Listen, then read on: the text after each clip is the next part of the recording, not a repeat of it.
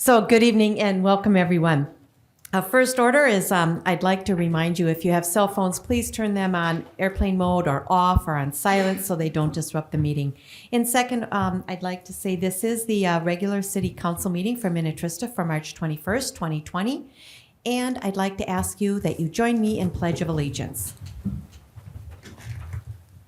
I pledge allegiance to the flag of the United States of America and to the republic for which it stands, one nation, under God, indivisible, with liberty and justice for all.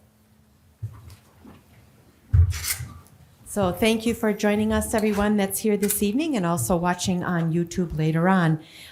First, I'll start with introductions. I'm Lisa Whalen, I'm the mayor, and to my right, I have staff members. David Abel is our community development director. Brian Grimm is our finance director. Ali Paulfus is our director of administration. And then we have Sarah Sansala with Kennedy and Graven. She is our city attorney. And then we have Lieutenant Squires, who is sitting in for our chief of police. Then we have, to my left, we have council members Pam Mortensen, John Chumperland, Ann McGregor, and Kathleen Refkin. And then also on the end, we have our city engineer, Allison Fauski, our public works director, Gary Peters, and then behind them, we have our city clerk, Don Moscow. So with that, we'll move on to approving the agenda. There's one item that we will add to the agenda we did not get to at our regular work session, and that is discussion on the Jean Lanier Park. So that will be business item number 6, A, B, C, D, D. Are there any other items that we need to add or change? Otherwise, is there a motion to approve the agenda with that one addition? So moved. Thank you, Ms. Refkin. Is there a second? I'll second. Thank you, Mr. Chumperland. Any further discussion or additions? Hearing none, all those in favor signify with aye. Aye. All those opposed, motion passes 5-0. So we'll start out with special presentations this evening. We have Michelle Hoffman is not here this evening, so this is incorrect. I don't think you're Michelle, right? Right. So it's Lucas Chase, thank you, is with Clifton Larson Allen, and he's here to talk to us about the ARPA reporting guidelines. Thank you, Mayor and members of the council. So just on your ARPA federal funding here, we wanted to clarify a couple things, changes in the final rules, because that came out, in December, and then there's actually been some changes in reporting guidelines. And just kind of clarify a couple things there on your reporting and your options available to you that have come out of that final rule. So the first major change that came in that final rule from the interim rule that was out there for quite a while is this idea of how lost revenues can have a standard allowance of $10 million. And this is the big thing I think we want to kind of focus on here. And adds a lot of flexibility to your reporting and also to ensure your compliance, because there's a lot of specifics if you fall under kind of the other categories. So there's 4 categories for compliance for allowable costs, and this is the lost revenue. You can basically just spend on any normal governmental activity that the city would otherwise do. Otherwise, you kind of get into the infrastructure costs for water, broadband, direct costs related to response to the pandemic. That could be grants and helping, and then wages, or also it could be premium pay as the other category. So there's kind of 4. So this idea of lost revenue is the governmental expenditures that you could use to recover those lost revenues is the idea there. It still covers the same period of allowability as if you had these direct expenses that you're charging. So you still have to incur expenses under your normal governmental kind of activities or the projects following this by 12/24, and then you have to pay it by 2026. So you'd have a couple years to incur these. Either way, whichever route you choose, it's just you have more flexibility. And another thing is it provides a lot of reduces a lot of the administrative burden in the reporting. You could, and you have to claim it now is another big point. I put it as a one-time election on this first report that's due here in about a month and a half. So your first report, it started in March, and now you have on 3/31 you have your next report coming up, and that's due. Each report is going to be an annual report due a month after that 3/31. So it's kind of a decision that has to be made soon here. You can elect it now, and you don't have to claim the expenditures right away. Because if you don't claim expenditures, you're gonna have to report unearned revenue in your financial statements until you incur expenses. And I don't know how deep you wanna get into that, Brian, and how you wanna actually report expenses against it and report those. But until you actually decide what you're gonna report as expenses, which you have a lot of flexibility to determine, you still have unearned revenues there. Let's see here. Next slide is, now if you decide to do this lost revenue route, this is kind of showing you the flexibility you have. You don't have to have these specific in response to the pandemic type of expenses. It's basically the big things on the bottom there. It can be governmental services that normally be anything that traditionally be incurred by this case the city, unless the treasury specifically stated otherwise. And then here's what they said you can't put it on, right? So looking at anything for some odd reason your property taxes were reduced, you can't specifically say, okay, it's because our property tax revenue is down. And it can't be, you don't have a pension fund, but if you had a pension trust fund, say you're a state or something, right? You could put it there. Can't offset replenishing your debt service funds, anything like that. Can't be for litigation settlements, judgments. And then there's some general restrictions in there if you follow the uniform guidance. Can't have conflicts of interest, but you have state statutes against anything like that too. Things like that. So there's, those are the only exemptions. So you can see there's a lot of flexibility there. Whereas if you picked a specific project, especially like broadband or water, there's a lot of specific compliance requirements you'd have to make sure you're meeting, instead of just this broad category here. And then just a note, there was for the larger entities like your counties, there was a January report. You're reporting, since you're non-metro, under $10 million award, your first report wasn't until this March one. And they just revised it actually after that first report came out, some of the reporting guidance, so those counties will have to kind of figure out their categories again. But they give you, in the reporting guidance, kind of specific categories to report things under. So that's something you want to review there if you're interested, and as you're deciding how you want to determine how much expenses to report under this. Any questions specifically of how maybe your financial statements be affected, depending on what you decide upon, or any? Yeah, I think the main things I wanted to outline in the memo from when we had that brief discussion in the work session is just that one-time standard allowance it wasn't something we could elect in a future year. So we either got to do it now, or you never do, and then you're sort of locked into making sure you have eligible projects with broadband or water, But I guess the way I see it, our projects are sort of evolving. We don't really even know exactly how much we're allocating to each bucket because of some of the other, we might have county funds coming back in, we might have other financing sources, or we may want to even spend some dollars not just on water or broadband, seeing not all of our residents have broadband needs or water needs. So I think the more of talking through it with the auditors and talking through it with the League of Minnesota Cities, I think the better way to do it is to take the standard allowance, and then you have the funds available in the special revenue fund, and you transfer out dollars. Internally, the council will say, spend it here, spend it there, but we're not locked into some of the potentially, reporting for the next 8 to 10 years or on things based on the federal, guidelines, which still, some of the reporting forms not really even out there yet. There's a lot of things they're still even working on and coming out with, new addendums all the time. So, yes, that's. I'm trying to outline. I think many other cities, from talking with you, are electing the standard allowance for the items we've talked about, I guess. So. Yeah, I think in general, cities your size and smaller, they're going this route, and it's this one-time election. And then if you decide, okay, we don't have enough specific expenses, you got to then do a lost revenue calc that takes it's quite a bit of work. The league provided a tool. Otherwise, there's a formula in the guidance that the league provided a little tool to do, but it still takes hours to go through this calculation. And you'd have to roll that forward each year too. So it creates a lot more work for your admin staff. Questions, council? So are you looking for direction then from the council, because you need it by the 30th, right? Yeah, basically our first report, the reporting period ends March 30th, March 31st, and we have to file a report in April here, April 31st, or April 30th, whatever.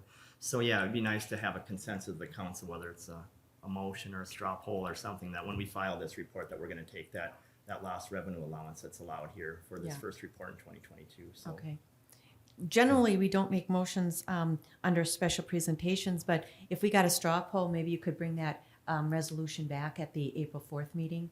So I'm seeing heads nodding that, yes, that seems to be the route to go. That's the easiest, that's the best, making sure that we can expend those dollars in a best manner. So, and we have talked, like you said, about using a certain percentage of it for sewer or for water infrastructure, a certain percentage for broadband, and then maybe even some other general things that would be. So, okay, bring that back and It's a consent agenda. item. yeah, it can just be consent agenda, yeah. Okay.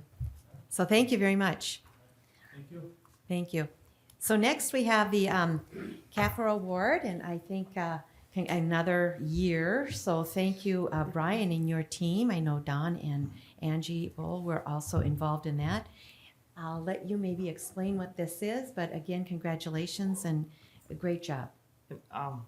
Yeah, thanks, Madam Mayor and Council. So this, we probably haven't had this in person here. Maybe it was just acknowledged in a Zoom meeting last time around. But this is the annual award, and it's actually probably good timing that Lucas is here with Clifton Larson Allen, as they obviously have a role in it as far as being our city auditors. So, but it's our award we got from the Government Finance Officers Association for excellence in financial reporting, and it's on our 2020 report. They're a little slower than they are probably in previous years on getting the awards out and getting those notifications that we received it. But as you probably saw in the package, they sent out the sort of the press release and notified the mayor and myself that we did get this award, and we've received it since 2004.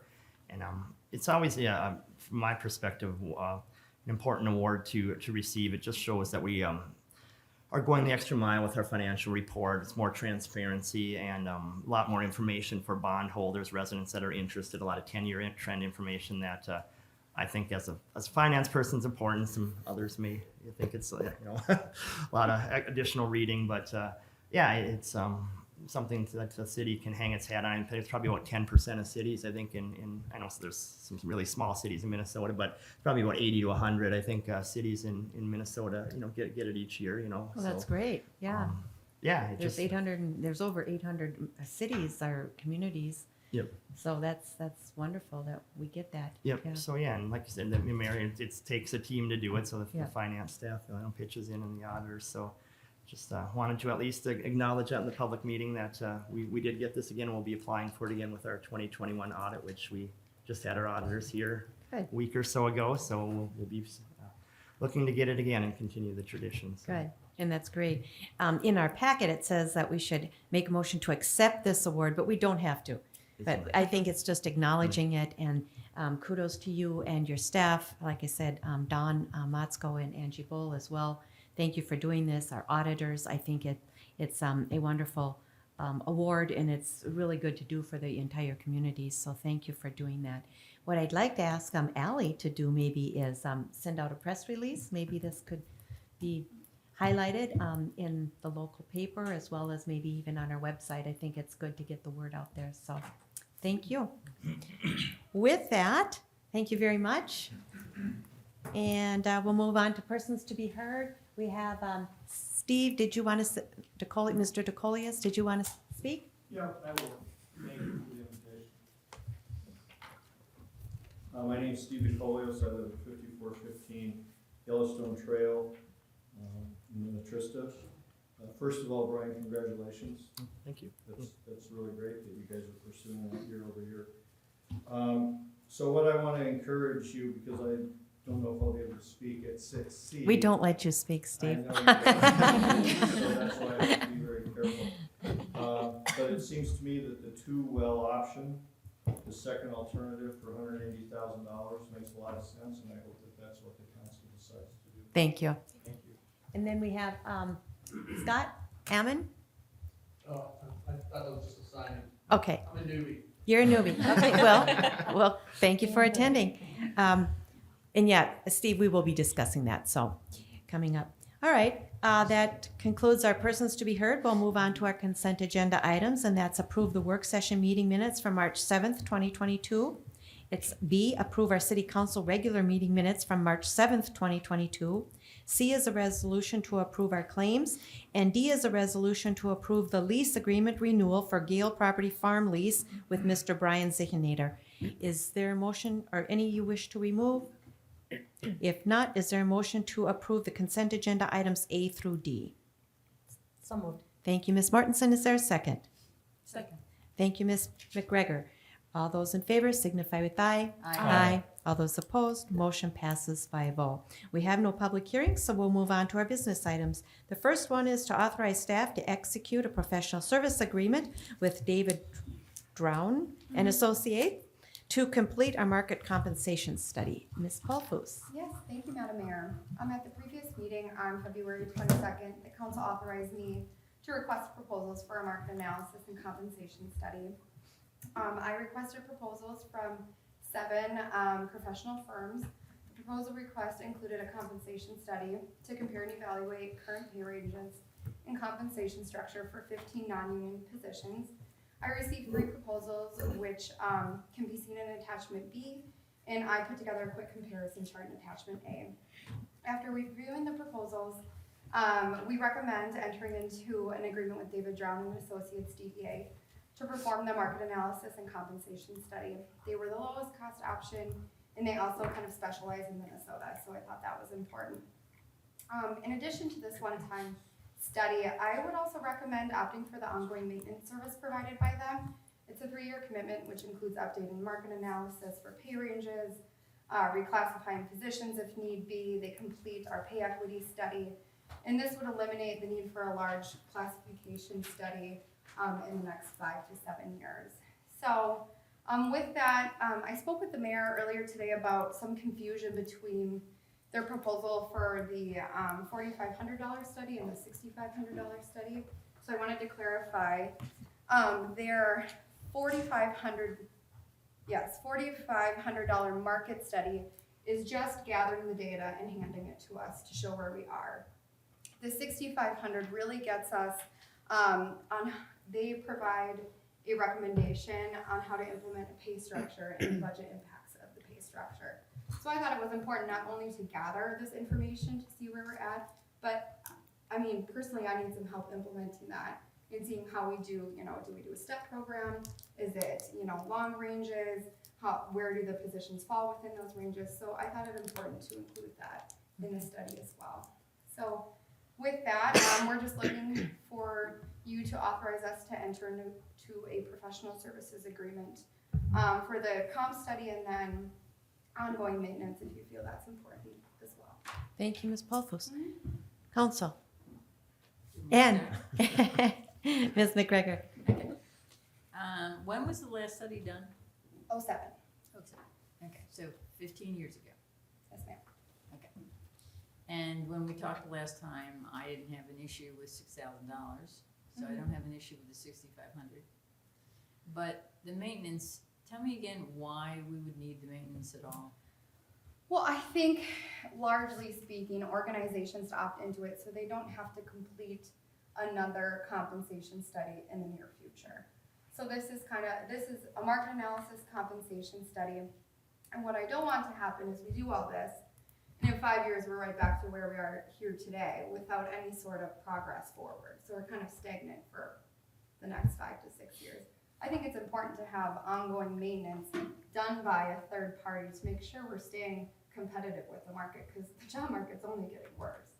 And so, well, for now, as we can see. So I think it's important. Their proposal did also include kind of as needed basis. They have some cost per position, per hour, which we could do that if it's needed and decide that kind of throughout the next couple of years. But the $4,000 I think is a small price to pay for making sure staff continues to be compensated competitively. Can I say something? Yes, quick? please. Could I we can wrap it. go with the $6,500 package, Mhm. see what that looks like, see how they work, Mhm. and decide later, yes, we would like to continue this going forward, and then sign on to the $4,000. I think that's a good suggestion. I'm sure they'd be more than happy to help us out on that ongoing maintenance, whether we decide that now or, you know, maybe next year in 2023. Because I mean, in my mind, this new pay plan, pay structure, whatever we decide on, should get it. We should be up to par here this year and next year. I get more concerned, you know, staff changes and council changes, and this gets kind of left to the wayside as it has for the last, you know, 15-ish years. Well, we did an adjustment for a few positions, but we didn't do a total compensation. But that's a good suggestion. Yeah. And like you said, then you can see how we work together, what their, Mm-hmm. what information, that's Yeah, I think a good that's good idea. value. Mhm. Do we know what's supplied with that 4,000? Are you getting an annual report of some type? Yeah, so I'll just pull it up here. They review, update, and classify positions as necessary. They update the market analysis of wages. So they will compare to the communities every year. They compete the pay equity study that we do, I think it's every 3 years, to be in compliance with the state. And then say we add a position, they would classify, evaluate that position and enter it in where they see or recommend entering it in. So I tend to agree with Pam, your suggestion, just to see if we get kind of our money's worth with the 6,500 and then go on with the ongoing maintenance. But $1,300 a year too is a good deal, whether we decide on it now or later. Okay. But to answer your question, John, I'm not sure exactly what they provide. If it's presentation to council every year, if I kind of have to be proactive in asking for it, you know, I'm not quite sure. Well, we can find out too, Yeah. before we make that. Another reason to defer, Yeah, exactly. right? All right. Okay, so we're on board with the 65, right? All right. Okay. Then is there a motion to authorize staff to execute a professional services agreement with DDA to complete the market compensation study for 6,500? So moved. Thank you, Ms. Refkin. Is there a second? I'll second. Thank you, Mr. Trumperlin. Any further questions, discussion? Hearing none, all those in favor signify with aye. Aye. All those opposed, motion passes 5-0. And when would we get that back? Do they have June? Mid-July. Mid-July? Okay, I would say at the very latest, mid-July. okay. Ordinance number 476, which would amend the water tier fee structure on our 22 fee schedule. Mr. Grimm. Yes, Madam Mayor and Council, so this came out of our discussion at the March 7th work session. We just had a good discussion there as far as how to look at our water usage tiers to encourage conservation and just make sure we're being a good stewards of our water system and supply. And you can see there, the basically took the suggestions that the council seemed to be in consensus on. I think Councilman Refkin had a good suggestion, a good plan, and that's reflected here in the memo here as well as the ordinance to have the 0 to 25,000 gallon tier go from 413 to 450 per 1,000 gallons. The expand the middle tier from 25,000 to 50,000 gallons to 25 to 65,000 gallons, but move it from 515 to 625 per 1,000 gallons, and then make the last tier go from over 50,000 gallons to over 65,000 gallons and above, and make that from the 659 to 1125. And we had talked about that meeting, some of that's based on some of the peaking factors and some of that data that was provided. And I guess I'll stand for any questions. Otherwise, we'd want to adopt ordinance 46 or 476 to make that happen basically for April 1st, 2022, or once this is published for second quarter. And the last item, I think it sometimes comes up, seeing it's such a short ordinance, we just publish it in full on the paper versus doing a summary publication, because it pretty much would be probably a horse apiece as far as seeing it's not that lengthy Okay. a resolution. And as we talked about, this is from the residential tiers, not anything right now on the commercial and school tiers, but I think we were going to maybe tie that into one of these next couple meetings. Hopefully I'll have a proposal back on the water rate study that we talked about at that work session also. So. Questions? Okay. Are there any comments from I'll take about 2 minutes of comments if anybody has any comments from the public. Okay. Is that on this particular Yes. item? Yes. Or other comments for This is on this particular item. Did you have comments for another item? No, I was hoping to jump in perhaps with Chris and Sir to ask a question or two, but I don't want to be out of order. Okay, you're gonna have to hold on just a second. That's fine. So first of all, I'm gonna ask council, so we're good with this, all right? Is there then a motion to amend our water tier fee structure for 2022? So moved. Thank you, Ms. Refkin. And is there a second? I'll second. Okay, Ms. Mortensen made that second. Any further discussion, questions? Hearing none, all those in favor signify with aye. Aye. All those opposed, motion passes 5-0. To answer your question, you should have signed up before the meeting. So if you want to wait till we're done with our agenda items, if there's something, I'll give you a few minutes, okay? So you have to wait. All right. So next, review the quotes for the 2 test wells in the South Water System. I believe that's our city engineer, Ms. Fauski. Thank you, Madam Mayor, members of the council. Included in the packet on page 90, starting on page 96, is the memo regarding this item. As council may recall, at the February 22nd meeting, you authorized professional services to prepare a quote package for 2 test wells on the future park area of the Woodland Cove development, just in the very southeastern part of that development next to Highway 7. So a quote package was prepared and sent out to 4 contractors to drill these test wells with a completion date of April 15th and April 29th for the 2 test wells. Also included in the quote package was an alternate for one single test well that would hit both the Tunnel City Wanawak and the Mount Simon Hinckley, just to see where the price is at, and for council to have another option to consider for these test wells. So of the 4 contractors that the quote package was sent to, we only received 1 quote from Trout Companies.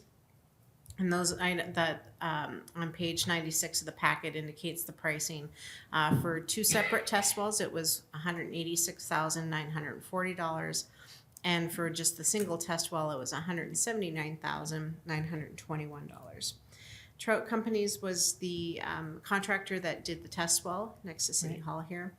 And however, they did disclose that they would not be able to meet the completion date that were included in the quote package, that the work would be finished by June 1st. The other contractors had indicated that they didn't submit quotes because they couldn't meet the completion date. And I followed up with the engineer that prepared the quote package, asking what dates those contractors said they could do the work. And that time they indicated would be mid-August. They're just very busy with requests for digging irrigation wells because of the drought last year. So there were a number of reasons why we brought this for discussion.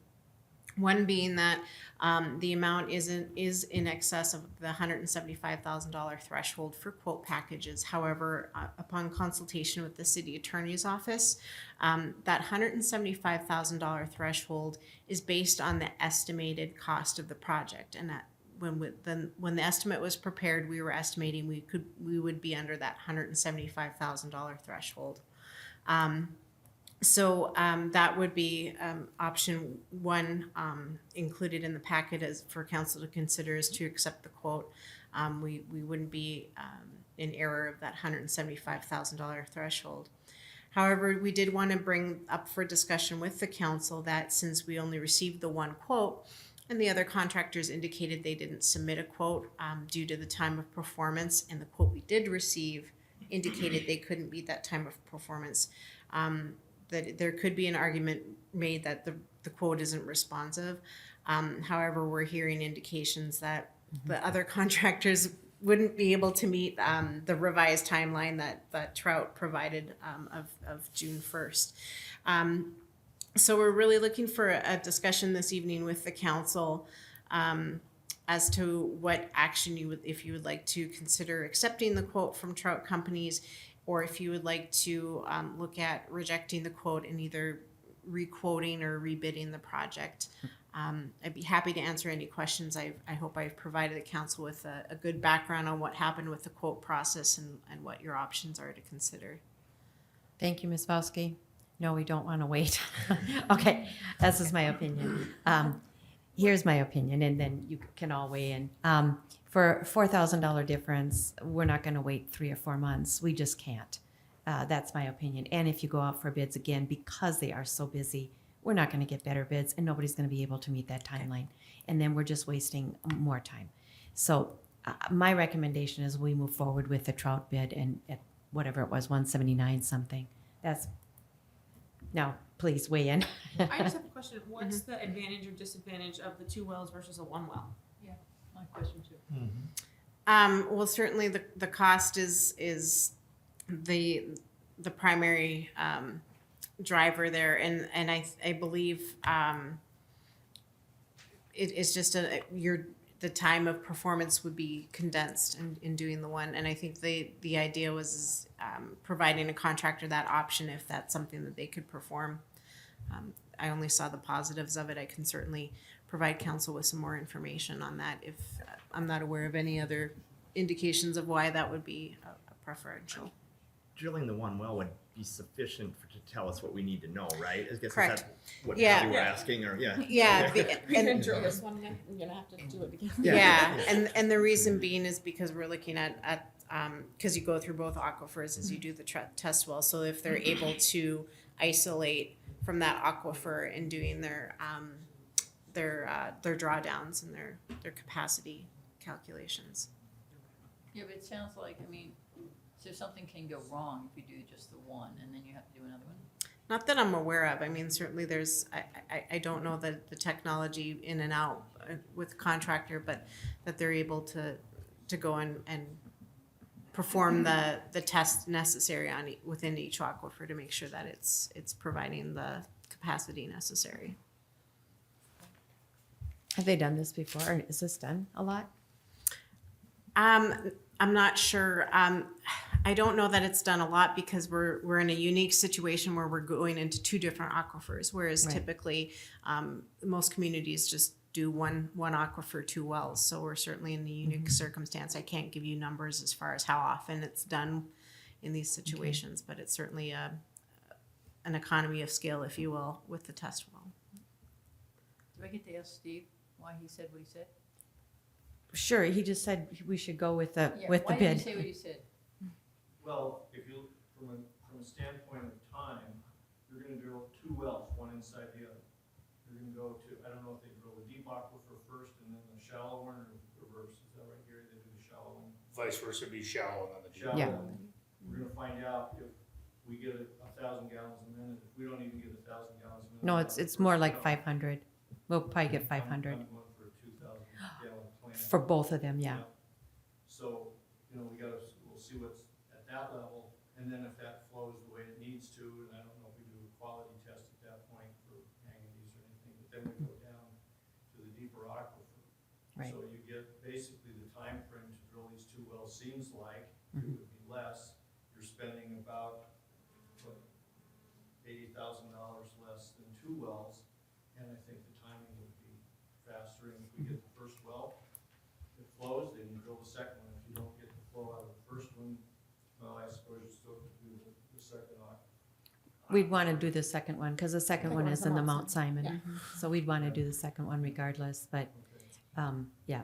But I think there's an advantage to do Yeah. both of them. And these are test wells, so they're going to give us the quantity, not the quality. The quality is then done later. So, and that'll determine, it's the quantity right now because we know we have to do a treatment plant. That's a given. So once we know the quantity that we can get, it's usually we're looking for about 400 to 600 gallons per minute per well. So yeah, and I think the 2 that we have for the treatment plant up there, I think we have a little over 1,000 gallons. I think one is 600 and one is 500.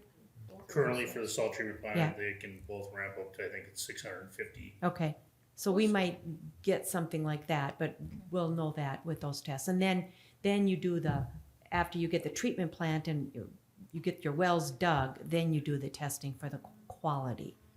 What do we get out of the current Mount Simon well? Well, that one we're not running because it's so but bad, if we yeah. did, what, Do you know? Give me 1 second, I can tell you in a second.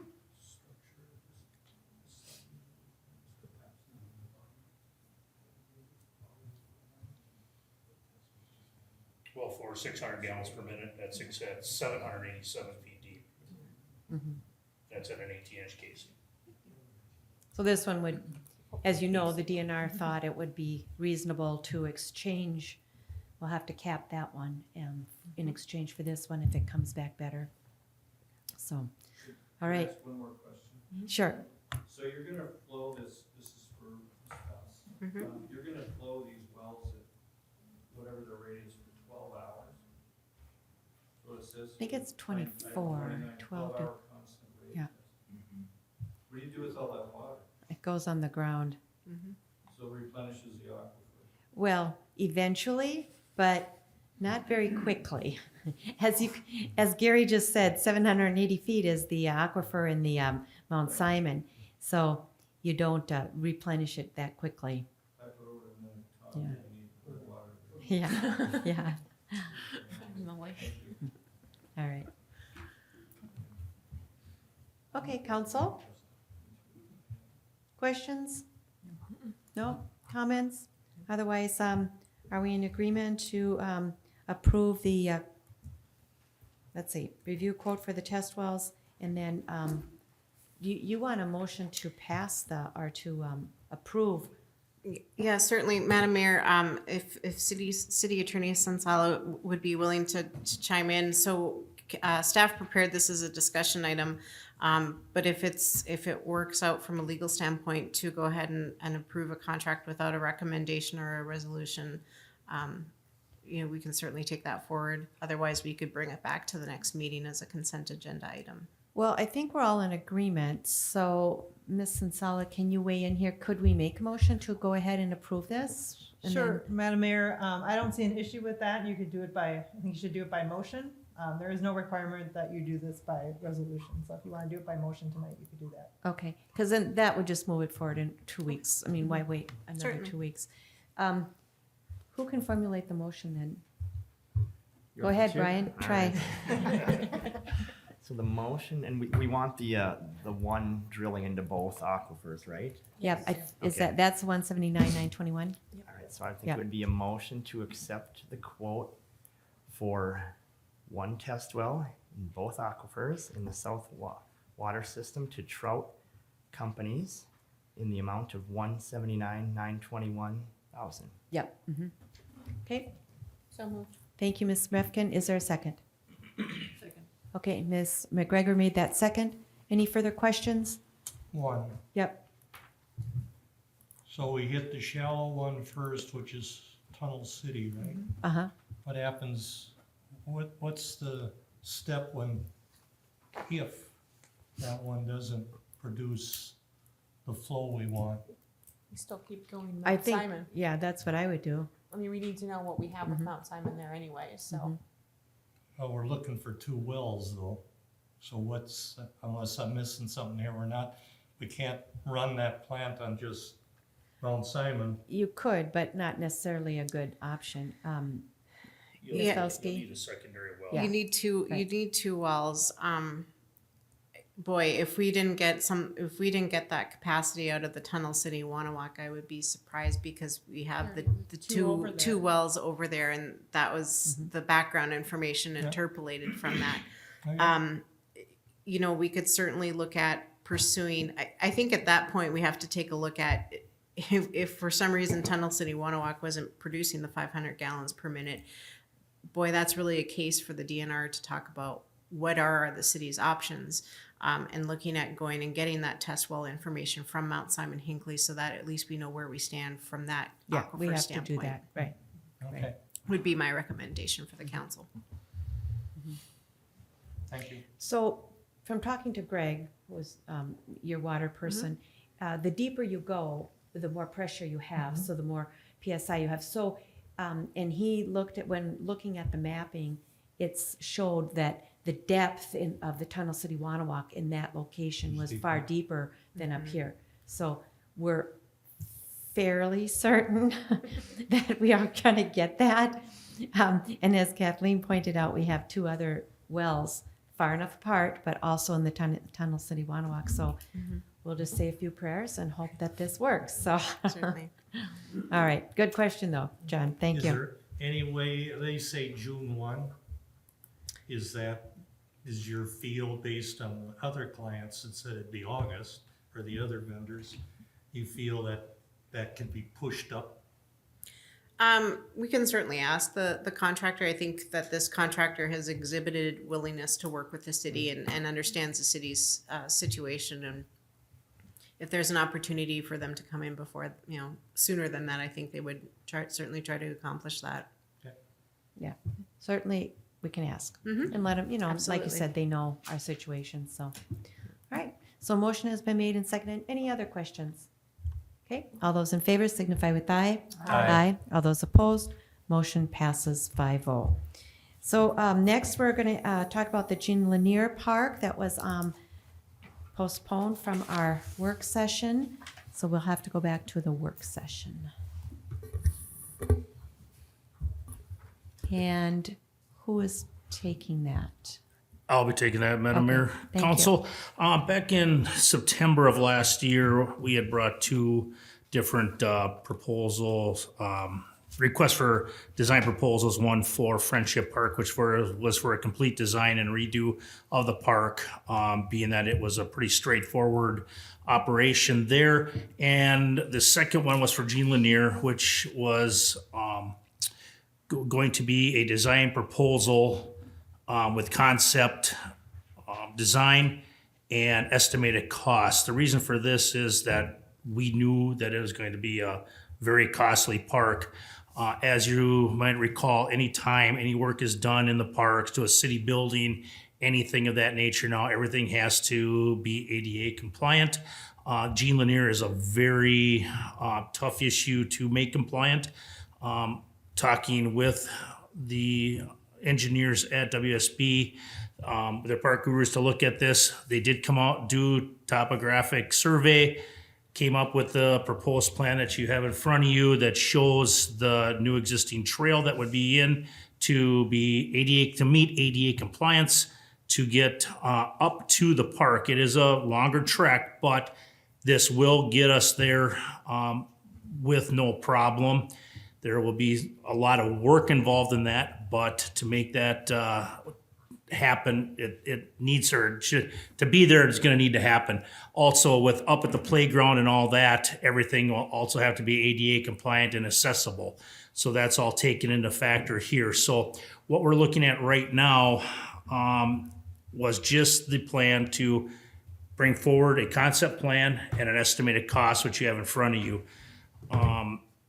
And unfortunately, if we want to keep moving forward, which we can yet this year, talking with the engineers, we'd be looking at bringing back another proposal for professional services for the rest of it, which would be the final designs, the bid packet, sending it out, doing the construction, surveys, inspections, and all that stuff. For the 2 parts that we've done in the past, both Friendship and Jennings, it was around $18,000. This one would not be quite as much due to the fact that a lot of the process is done. So it would still be that $14,000, $15,000 range to get everything done on that. With that, I'm sorry, Mr. Peters, you're talking about professional services. a professional service agreement just to continue on Yeah. with this part of that. So, this is a very expensive project. We'll be over $175,000. We'll be going off for sealed bids and all that. We can get everything moving and motivated this year yet. Rush it out to get it out for bid. But we'd have to get all the specs done, get it all quoted by late May, early June. Hopefully get everything back, get stuff started. That August to get that done. Personally, I feel that to rush this would be a mistake. This is a lot of money. It's a huge design. It's a big park or I should say a big project for a park this size. I think it'd be better if we would take our time, get everything in that we need organized, now, order the equipment, because we have to bid out the equipment, figure out what's gonna fit in there, get the designs back like we've done in the other ones, get all that stuff in place and put it out for bid early for 2023. I know it's not what a lot of people want to get this done, but I feel rushing a project this size will be detrimental in the long run. I mean, I don't want to rush things, so I mean, it's over 400,000, and that's with my public works crew is doing over $65,000 worth of the work of the removals. Yeah. So I mean, it is a major project. We've never had something this big on a recon for a park. We've had new parks, of course, but there's a lot of steps in this. We did look at breaking this out into different components to try to maybe make the bid work a little better. Do we do the asphalt concrete work and the walls separate from the tennis court and all that? But I think by the time you're done playing that game and trying to dance around that, we're wasting a lot of time and effort where you just might as well bid it out and get it done.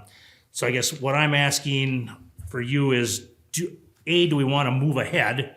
And B, do we want to move ahead this year, or do we take our time, do things right, and plan it for 2023? I think the latter. But I think there's a lot of questions here that I have on the design and things like that. And so I think rather than rushing it forward, I agree with you, Gary. It's a big expense. I think we need to have all of these questions answered. So if I could, and there's we don't know how many kids use this playground. I mean, Actually, it's more than you think. I mean, the neighborhood has turned over, and we do get a lot of requests. And oddly enough, a lot of the kids come from across 44 in the Hermitage area. Because I know in the past, this community, this neighborhood is a seasoned seasoned individuals. Okay, I don't want to say old, older population. So I just was wondering how many kids, and but and then there's other things like how many trees are you going to have to remove to get this in, and the trail. So could we bring this back at another work session if we're gonna postpone it? Could we do that? Yeah, that would be not a problem. I mean, I would feel more comfortable instead of just rushing through this. I mean, we already have, we have to complete the Jennings Park yet this year. Right. We have Friendship going this year. So to throw another one in the mix, I mean, like I say, I think it'd be better to take our time, do it right up front. I mean, there's no sense missing something, rushing through and not looking at the big ticket item, especially when you're talking this amount of dollars. Right. Council, would that be okay? Yes. You okay? All right. Okay, And if any questions you have, if you want, feel free to email me. I will get our answers that we need. Okay. And we'll kind of work at that, and do that pre-meeting. So we have your answers that you want. So go ahead, just email me what questions you might have, and we can go from there. Okay, thank you. We'll do that. Does the Parks Committee get involved in this much? I mean, I think they should. You agree? Well, I mean, they picked it to be replaced, so. Generally, when we're redoing parks, when we're working within the same confines, we have not gone back to the park commission. If it's something new or different, then yes. But yeah, they've already made the recommendation. Actually, a couple years they've made this recommendation, and as you all well know, to their dismay, that it hasn't been done. Right. So. And there's been cost factors. Well, sure, yeah, absolutely. Right. But no, I mean, when we're the only thing added here is the trail. Otherwise, we're working in the same footprint as as replacement like for like, essentially. Right. Okay. Thank you, Gary. So that concludes then. So we'll bring that back so send your questions. I'll probably send mine to Gary so he can get those answered, and then we'll bring it back. And you can decide when you want to bring it back. If it's not urgent, we can, whenever we have room on our work session. So next we have administrative items, staff reports. I'll start with Ally, maybe, Ms. Paulfus? Sure, yes. We think we found a promising candidate for our second police officer opening. In the interest of time, he did start the background process, but we will be bringing conditional offer letters for both of the candidates at the next meeting. So that's good news. Keep in mind, we've only had 3 applicants, so it's a little rough out there, as Craig knows. In addition, we posted the CSO position, which I'll likely have to extend because we haven't received any applications. And I am posting the public works seasonal positions this week, so hopefully we get some good applicants for those too. Good. That's it for me. And then Gary, do you want to give us a water tower update?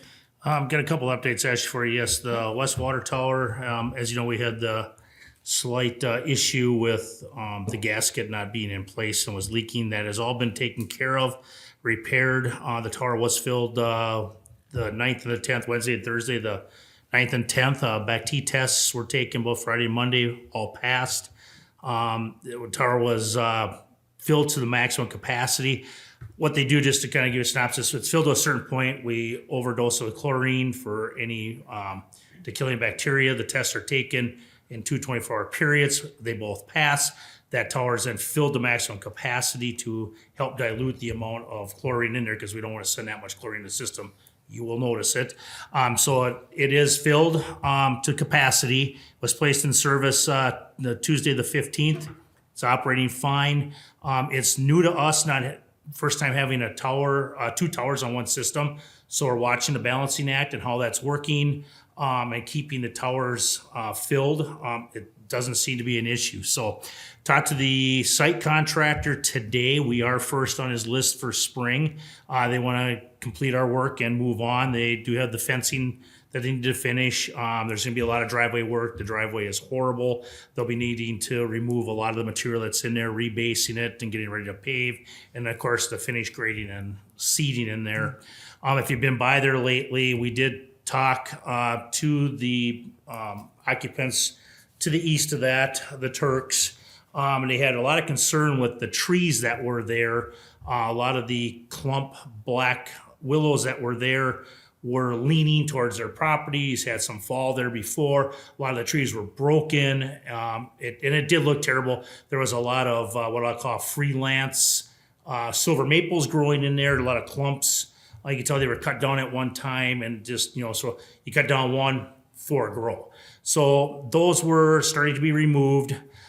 We started cutting, trimming up the dead stuff out of the black willows, and what we found was, I was not here, Randy Storms, my lead, was on site. They started noticing that the interior of these trees were rotten. So a lot of the trunks and stuff were not worth saving. Randy did go and meet with Mr. Turk, explain the situation that, they all should go. I mean, they were to the point, we took pictures, we showed him. He was in agreement. He said he would actually favor that, to have them gone. So he took all the wood chips. We removed everything in there. We've ground all the stumps down. We have 1 left for tomorrow morning. Otherwise, it's gone. We will clean up that area. It looks totally different. It's wide open. It's. Does he want, or would it be nice to put some evergreens up there? We could put something do in have a later, but tree where we fund. took this That's- out was all the low marshland anyway. So that's why the willow grows. I mean, it's kind of that And the swampy silver area. maple grow there. But we could put some up and around the tower site itself Might be if we nice. want to. It is a water tower. It is a access point for, how do I want to say that? How do I want to say this, Greg? It is a access point for a terrorist attack if you really want to. That's why the fence is going up. You kind of like to keep them wide open so that you Sure. can see what's going on. You don't want to, Right. hide stuff that could be hidden. So that, and the fact that I'm assuming that we will be renting space on the tower for communication. They'll be having to put up a shed somewhere, an outside building. You don't want to have all of a sudden, that's where we want it to go. We got 4 trees planted there. So Sure. eventually the future maybe, but I would say not right now. Okay. So I'll give you an update on the water treatment plant. We met today with SCH. The pump and mixer is assembled for the polymer. It is here. The 5-gallon pail, they do have that at their shop. We did get that at no cost due to just trying it. They will be coming out next week. John Tome, who is their water expert, he'll start testing, pumping the polymer. What we're looking for is to find the best feed point, whether that is going to be at the beginning of detention or at the end of detention. So it'll kind of be a learning process there to see what the best results are going to be. We have started to we have most of the conduit is installed for wiring in the pump permanently, both for power and for the SCADA system. We're doing that internally. The Public Works crew are doing that. They'll be finishing up here this week. We have the stops for the backwash valves are here. Those will also be starting to be installed next week, and those are what's going to keep our backwash water to a minimum. So instead of the valve opening wide open and we're running all this water through backwash, we can control the amount of water that's flowing into there to reduce the amount of water used for backwash that's going to waste. That is going to be a huge cost savings for us. So everything's on schedule, so it's looking good. And I'll just give you an update. I'm sure that you've all seen what's going on Highway 7. There's a lot of equipment out there, a lot of huge backhoes in place and a lot of pipe. That is for the Met Council Lift Station 24 project that is on Highland Road here, right by Highway 7. That whole thing will be razzed. They're putting a whole new facility in there. There will be some road work done, new piping, and 2 new force mains running up the south side of Highway 7 all the way to Kings Point. It'll shoot under Kings Point, go through a roundabout, all the way through to where our test wells will be going, and then up to the new force mains that were installed with the Lotus Drive. Is where Just make sure they do not hit our water line. They know where it is. We already put everything in, and they know where everything's located. So, Okay. and that's what's going on there. So it'll be. And I I know believe they're that's a coming 2-year in- project, so Yeah. you'll see them out there for quite a while. And they're coming in for a variance for their new building, so. Yep. Yep, okay, we'll probably see that at our next meeting. Did SCH find out about the bobber thing with the treatment plant? The bobber you said wasn't staying up? I have not heard on that yet. That's in the north plant, right? No. It's on both plants, so. Oh, it's on both, okay. Yep, I have not heard anything on that, but thanks for bringing that. I will check with John when he is here next week and find out where they're sitting with that. Okay, thank you. Any other staff reports?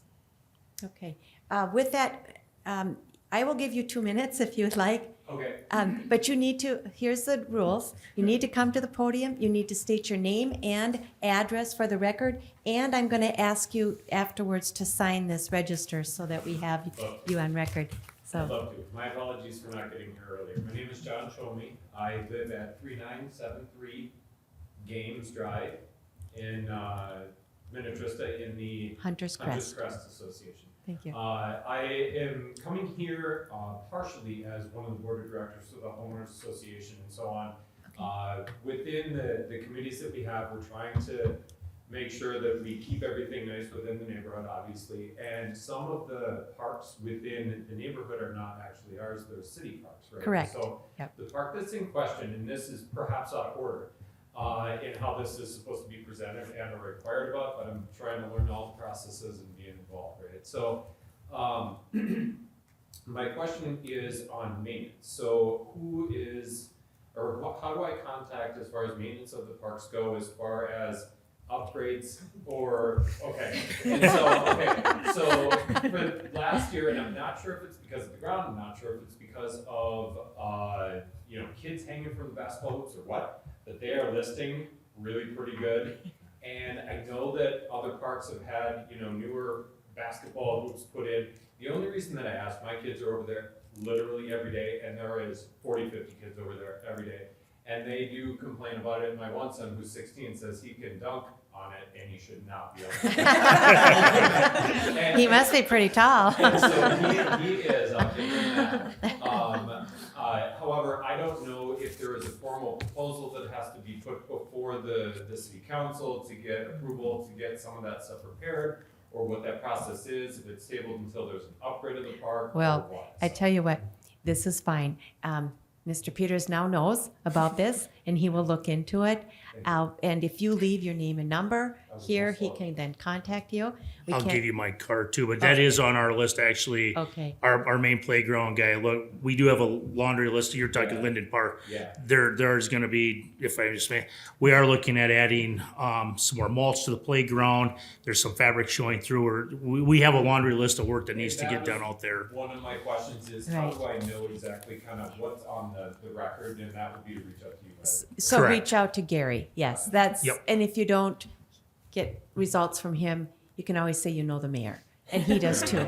So, no, just kidding. Gary will take care of you. He would definitely take care of That was you. longer than 2 minutes. I appreciate That's it. okay. And here's your, just please put your name and address and contact information and make sure you get a card from Gary. So he'll take care of you. He's always good about that. Thank you, I appreciate it. All right. We'll move on to council reports. We'll start with Kathleen. I don't have anything. Okay. And Ms. McGregor. Okay, I attended the West Tonka Community and Commerce meeting, and three major things. Kevin Borg has been here for 25 years, and he gave updates, and basically, the school district is 9th in Minnesota, in the state of Minnesota. The middle school is 5th in Minnesota, and the high school is 17th, and so he had wonderful things to say about how the children help out businesses and all the things that they do. So that was very positive. Nice. Then a second point is that Dog Days will be held August 13th at Surfside Beach.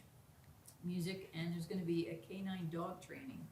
Okay. Dog training. And then the third thing is that starting May 1st, there'll be cruise tickets for Alan Alma's Cruises for the Gillespie Center as a fundraiser.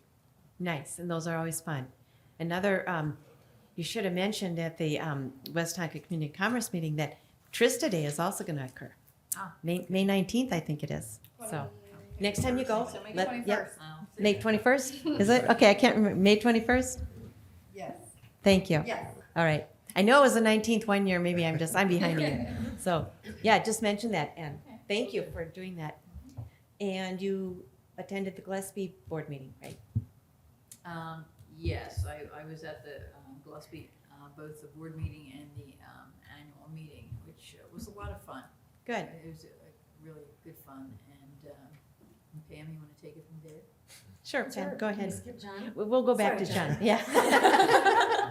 No, I just meant about what happened at the annual meeting. So, yes, I did attend as well on the 10th. The annual meeting, we were given the award for accepting, or the partnership award, which we have been supporting Gillespie Center for 10 years.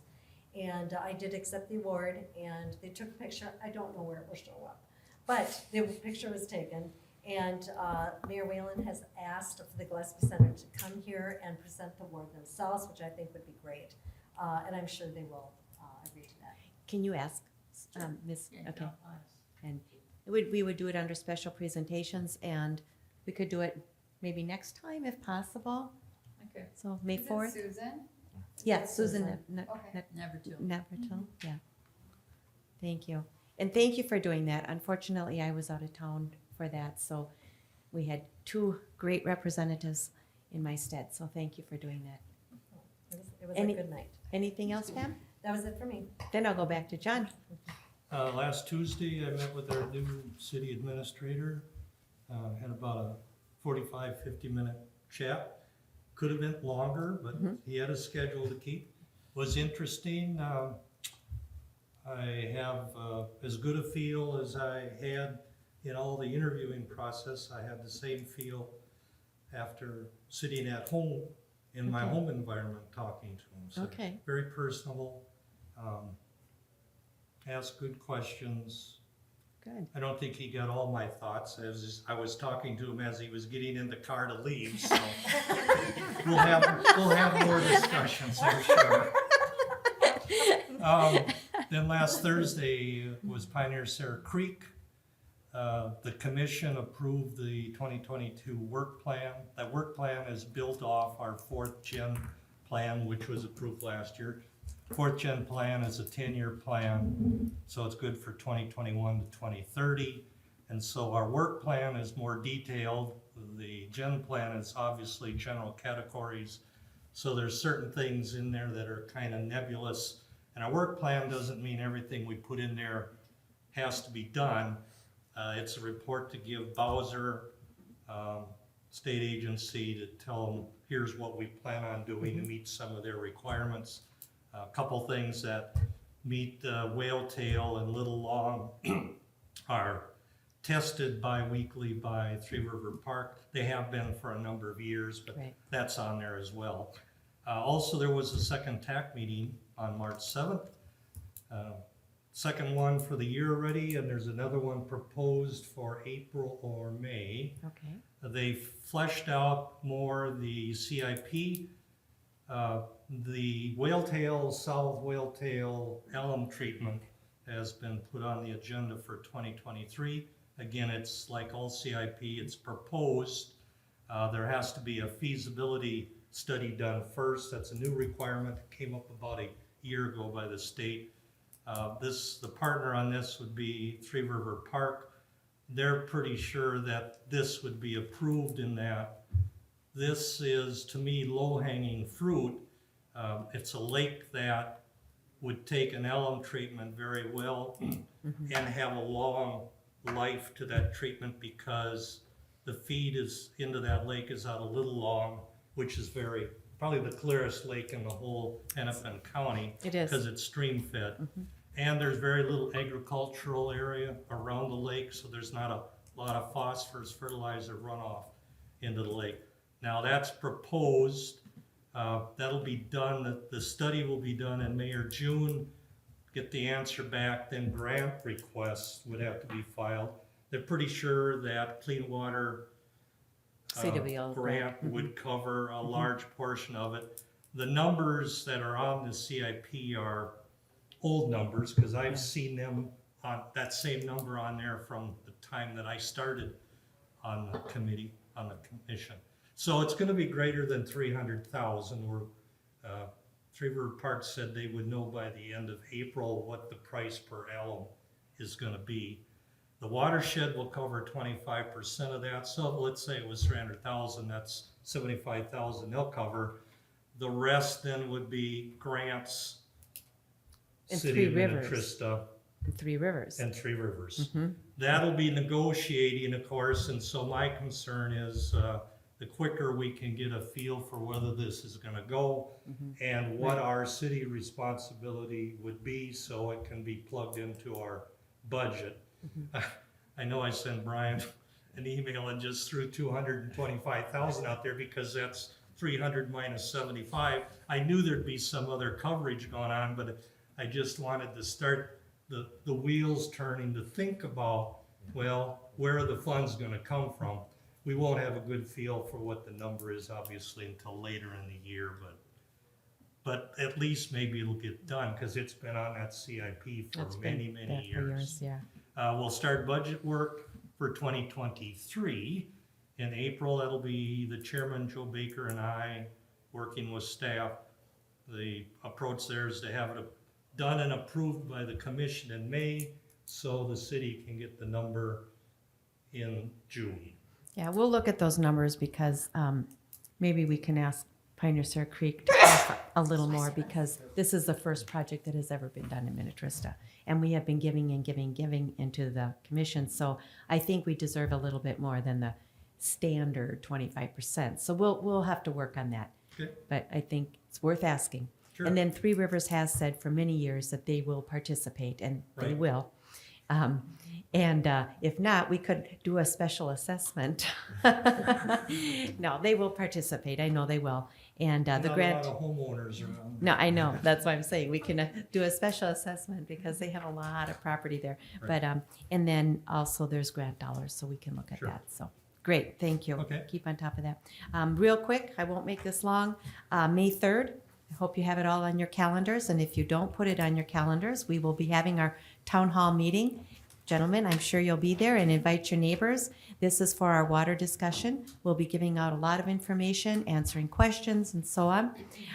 The other thing, and that's May 3rd, that'll be held here. We're gonna hold it here. We think we can host at least 50 or so people, and I don't even know if we'll have that many, but I'm sure we can. And we'll be rearranging it so that we will have a slide, presentations that they can see. Did we talk about doing it at the police station? We did, but we thought, here's what we wanted to do. Allie came up with the idea. I think it's a really good idea. She thought we could videotape it.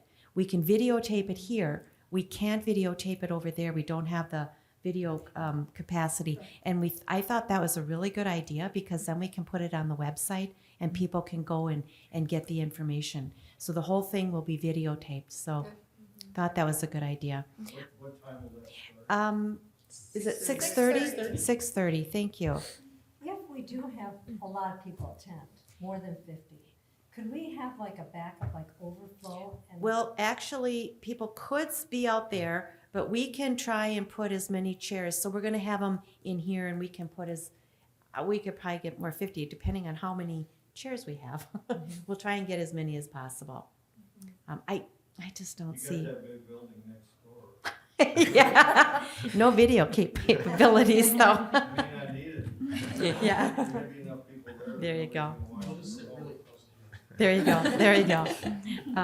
Yeah, I don't know that, but we just thought because of that, we thought it might be good And we to, do have to take minutes, it is a form of the council too, You're right. so just for Yeah. recording purposes, I think it's. and we won't be sitting up here. Maybe we could have other people sitting up here, I don't know, but I didn't want to make it quite that formal, so. And then I attended Northwest League, interestingly enough. Jim Atkinson, who is the head of the assessor, Hennepin County assessor, was there. So I got a lot of the same information. And next to Dayton, I think Dayton had a giant amount of new home construction. We were one of the highest. And we were one of the higher in terms of increased value too. So, and then we did receive some information back from St. Bonnie regarding our water request. It wasn't exactly what we had hoped for. And so what I'm going to recommend, I won't go into a lot of details right now, but what I'm going to recommend is that we put this on our work session for April 4th, and we'll discuss our next steps. I think that there was some miscommunication. I would highly recommend to the council, if you have time between now and April 4th, to go to the St. Bonnie website and see their discussion or hear their discussion, which took place March 2nd. And I think there's a lot of misinformation that they were going on, so that's why I kind of want to have a discussion with the council to see where you want to go, what the next steps might be. What was that day, I'm sorry? St. Bonnie's discussion happened on March 2nd, their council meeting, and we will be discussing it on April 4th. So, Was it early in their council meeting or late in their council meeting? their council meeting wasn't very long, so. You can flip right to it. You can probably. You go right to it. You'll be able to get to it pretty quick. So I'm not going to say more than that. We'll discuss it at our work session. I think we are done. I don't have anything else. So with that, is there a motion to adjourn? Thank you, Ms. Mortensen, and Mr. Chamberlain seconded that. All those in favor signify with aye. Aye. All those opposed, motion passes. Thank you. We are adjourned.